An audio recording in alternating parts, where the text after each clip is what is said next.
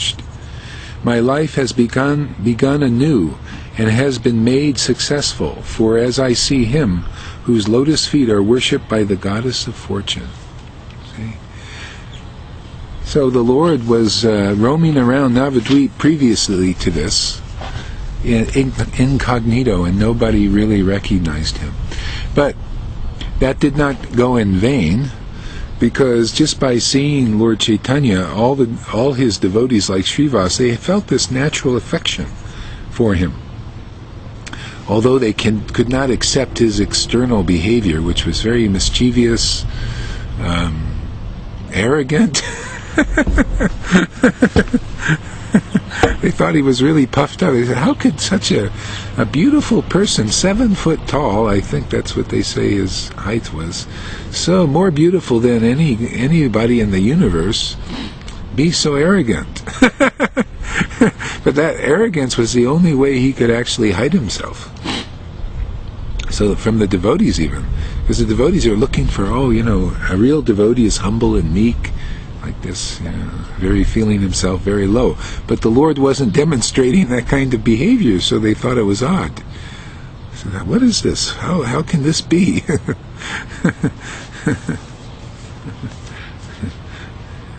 But now he's approaching first in this mood of stimulating the mood of awe and reverence, as the Supreme Personality of Godhead, demonstrating his opulent position.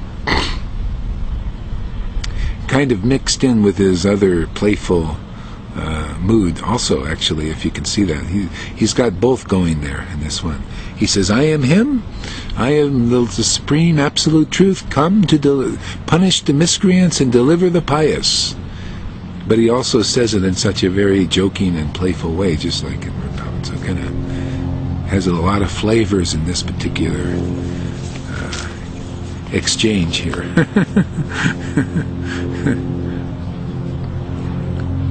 My human birth has been wasted because I could not recognize you. Actually, our human birth is successful when we can recognize Krishna and the Acharya, or more practically, the Super Soul and the Acharya, because when we can recognize the Super Soul within our own hearts, we can feel the awakening of that Super Soul in our own heart, and we can also appreciate the manifestation of an Acharya in this world. Then our deliverance is automatic, because this follows the pattern of Chaitanya Charitamrita's teaching in the section on the spiritual masters. It's when the soul is ready to be delivered, he meets both. When the soul is ready to be delivered, it's done by the actions of the Super Soul and the Acharya, who is the Super Soul's external manifestation. So at first we cannot see the presence or feel the presence of the Super Soul. So first, generally the Acharya manifests, and by serving the Acharya, see, like in Srimad Bhagavatam, it teaches the pattern. By regular classes in Srimad Bhagavatam, and that's actually ideally meant to be from the Acharya, the pure devotee. And by service to that pure devotee, all that's troublesome to the heart is eradicated, practically to nil. And then this irrevocable devotion to the Lord, devotional service, awakens in the heart. That's the Super Soul. Now the disciple is becoming aware of God in his own heart. See, like this. And then it's just the duty, the loving, the happy duty of the disciple to continue to cultivate this relationship by hearing, chanting, remembering it, and speaking about the Lord, and sharing His glories in this world. See, and then happily one goes back to Godhead and brings many others along with them. See, helps many other living entities make progress in devotional service. See, this is the very simple pattern, that's being seen here. So it's by recognition of first the Acharya. By the grace of God, we recognize the Acharya. By hearing from them, we get purified. By serving them, we get increasingly purified, to the point where the super soul awakens. Then we can find our way back home. See, like Krishna says in Bhagavad Gita, that for those who worship me with love, I give them the intelligence to find their way back home to me. See? So that there's a point where this devotion and this real pure love has to awaken. It's in the hearts of everybody. The Acharya, out of their mercy, helps us awaken that, and then we can begin to find our way back home. Then we can read these devotional literatures with devotion and ecstasy, and all our moroseness in this world is diminished and eradicated. Then just the presence of the devotees eradicates the misery of other living entities. It's a wonderful process, this bhakti yoga. It develops most wonderfully, especially under the right conditions. One of which is reading Chaitanya Bhagavat. The best condition. That's why I usually read it every day, or some pastime of the Lord in some book.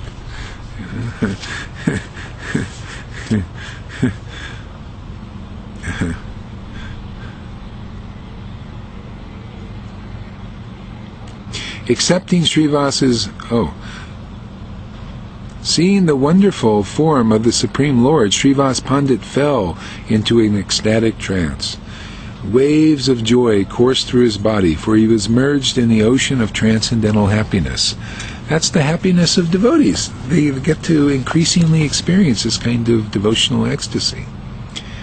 This is why the Lord wants to liberate people by giving this devotion. It's the same happiness that he experiences. Yeah. Okay.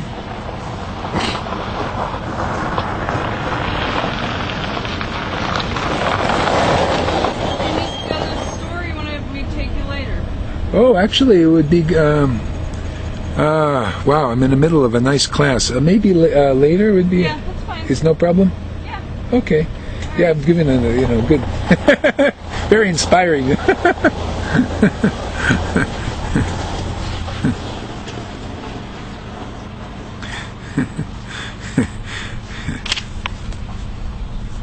Okay, well, I had the opportunity to go in town, but I turned it down because this is more fun, more important, I think.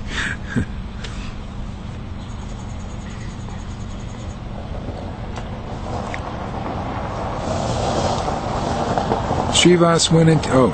accepting Srivasa's prayers, the Lord smiled and said, "Bring your wife and sons and whoever else is in your house, and let them see my form.